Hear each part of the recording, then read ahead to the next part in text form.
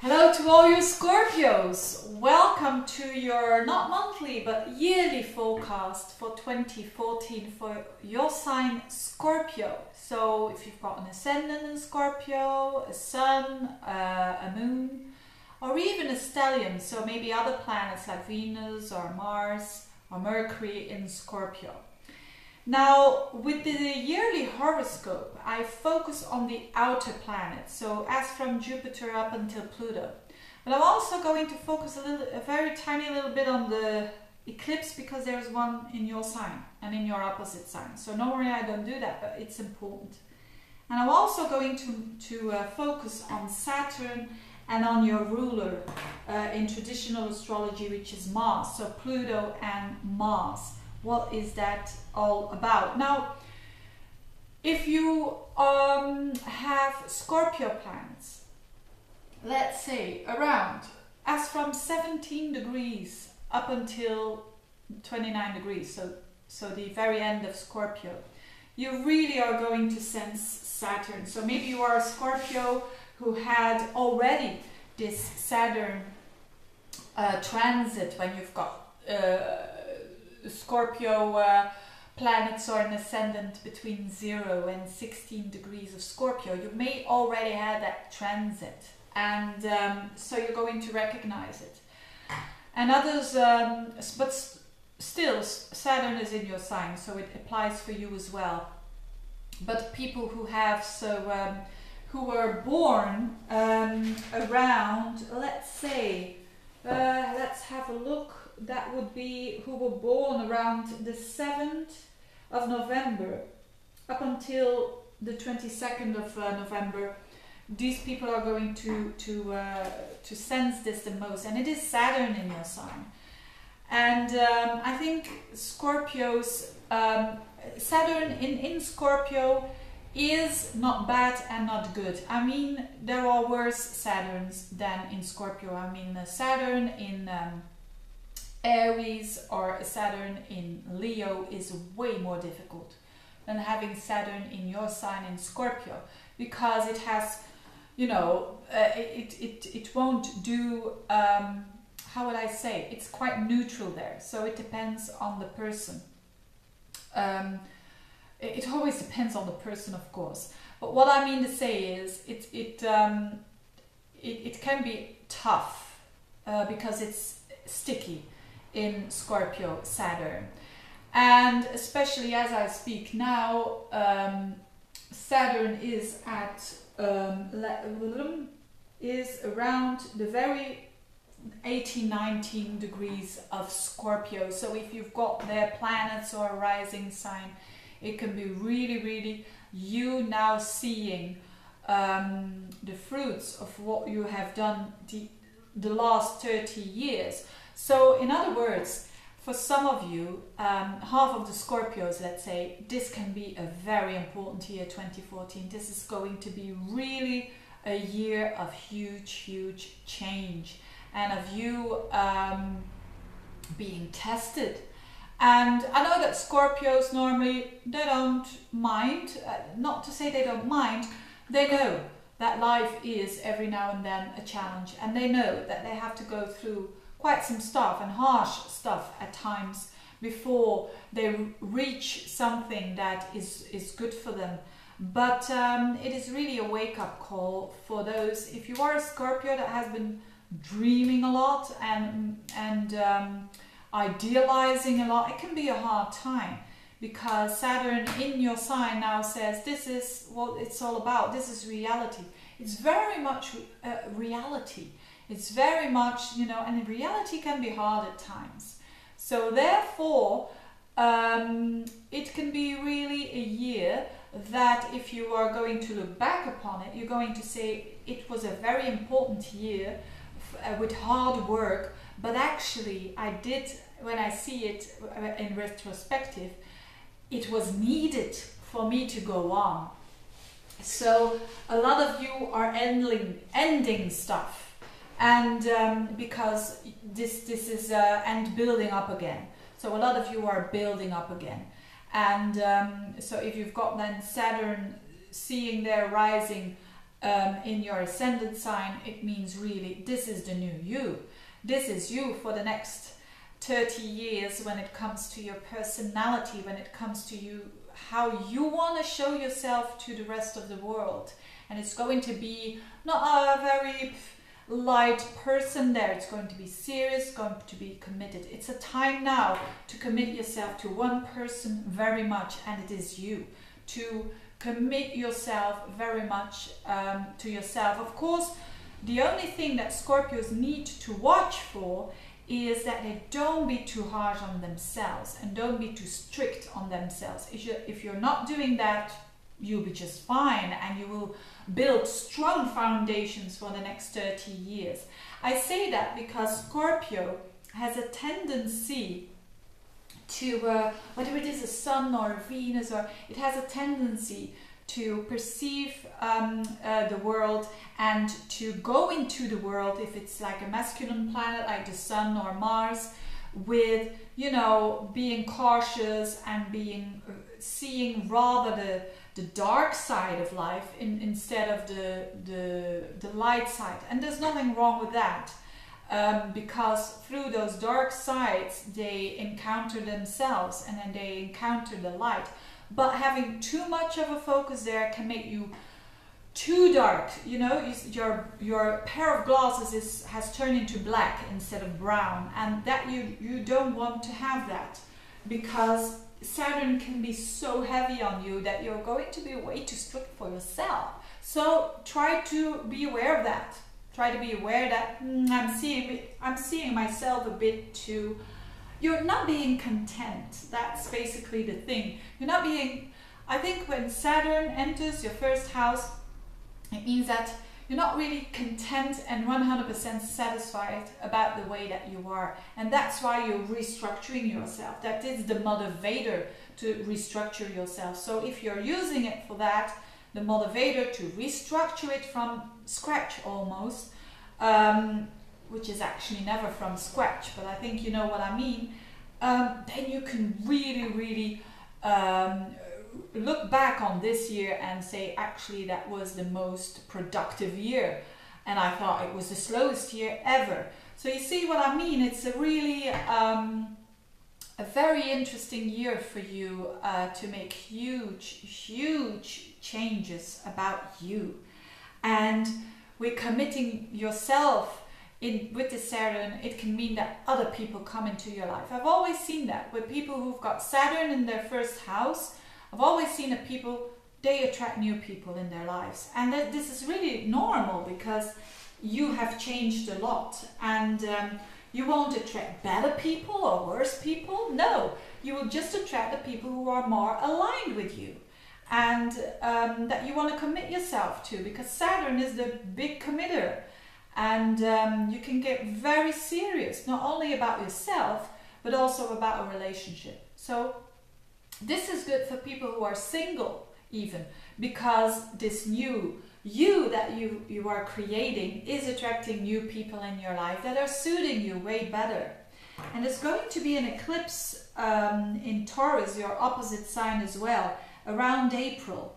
And also in October there is going to be an eclipse in your sign.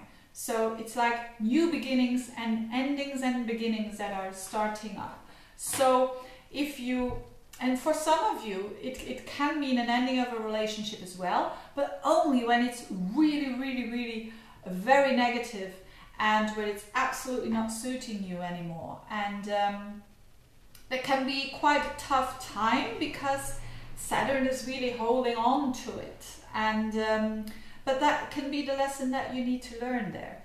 So whatever it is, whether you are single or in a relationship, there are things changing in the relationship. Things are becoming more serious, or maybe some people will marry around that time, because Saturn, I always see Saturn around the ascendant or the descendant when people commit themselves in a certain way. Or you can just commit yourself to yourself. That is also very important. So it can be either one way or the other. I could talk just about this transit for hours and hours and hours, but I think you get the picture. It's quite deep stuff. And I know you Scorpios like deep stuff, and you like to be serious and to be true. You know, it's very much about reality, and I know you Scorpios, you like reality. But it's not all that. The whole year, it's certainly on the background. And but what else is going on? There is, you get support from Neptune. And Neptune is softening this a bit. Because Neptune is in your 5th house, it's in a fellow water sign in Pisces, and Chiron is there as well. So actually, the 5th house is about your heart. It's about your, your creativity, how you express yourself.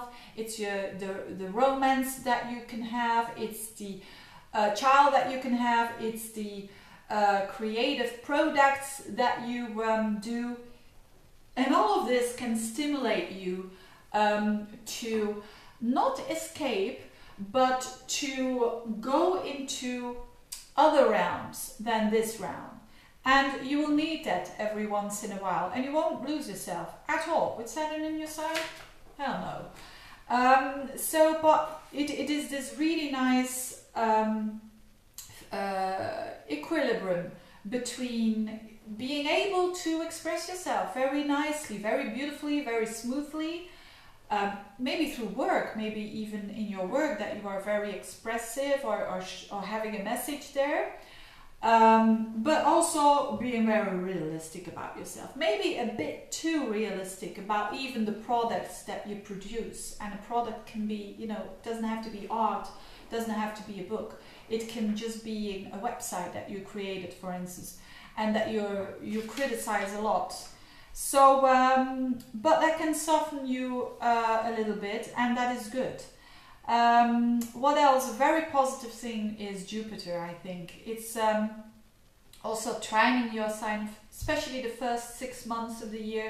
It stays in Cancer, so everything that has to do with abroad, with higher consciousness, with the understanding of the universe or the understanding of God is favored here. So even studying is favored here. Studying that has to do with connecting the dots, that can really help you to get you a bit out of this Saturn energy, which is all about here and the now. And the Jupiter can show you the bigger picture. This is the reason why you really have to see the here and the now. So this is really nicely connected.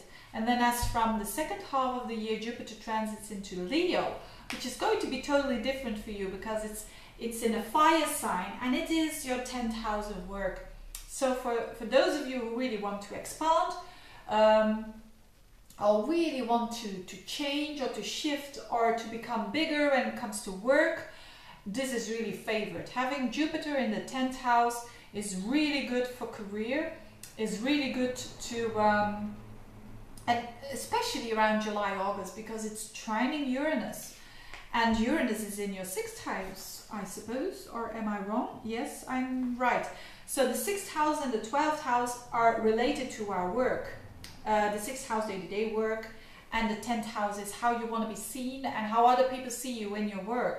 So these houses are very nicely activated between Jupiter and Uranus. So it's a combination of success, in my point of view, Jupiter and Uranus. So whatever you're doing when it comes to work, I think through the hard work that you're doing, it will have its fruits, especially around July and August, September. Well, let's say August, September, when those two planets trine each other. Very nice for the Scorpios, and very nice to see that you can expand and you can find a lot of meaning in your work, because Scorpio is a sign that needs intensity, that needs to throw themselves into something. And when they see that all their efforts is paying off, this is very good. And I think you earned this completely. So what else? We had Neptune, Pluto. Yes, what about Pluto? Pluto is in traditional, in modern astrology, Pluto is your ruler. I don't see it as your ruler, I see it as a planet that really has some things in common. And it's in your 3rd house. So whatever you do for a living, whatever you do in life, your communication skills, the way you communicate, the way you spread your words out there, or the way you talk in relationships or at work, it is completely transforming and it's becoming very, very powerful. It's turning you into a very powerful speaker. So use it right, use the right words because you are transforming through your communication that you do. Maybe also a sibling. Could be the case that a sibling is going through really huge changes, and because of that, that changes you as well. Could be the case as well. It could also mean that you are in a learning process, and then it's quite hard, the things that you learn, but it's transforming you in a way. Could be the case as well. And last but not least, Mars. Now, Mars is in traditional astrology your ruler, and again, in the first 6 months of the year, Mars is going to be in your 12th house in Libra. Now, a lot of people would say, uh-oh, Mars in the 12th house, not so good. But you're a Scorpio. Again, you don't mind to go through the things that most people think are difficult, challenging, dark. You don't mind that. And you will do that. You will put a lot of energy, because that is Mars, put a lot of energy in spotting your blind spots. And there is not one, you are the sign that likes that the most, I think.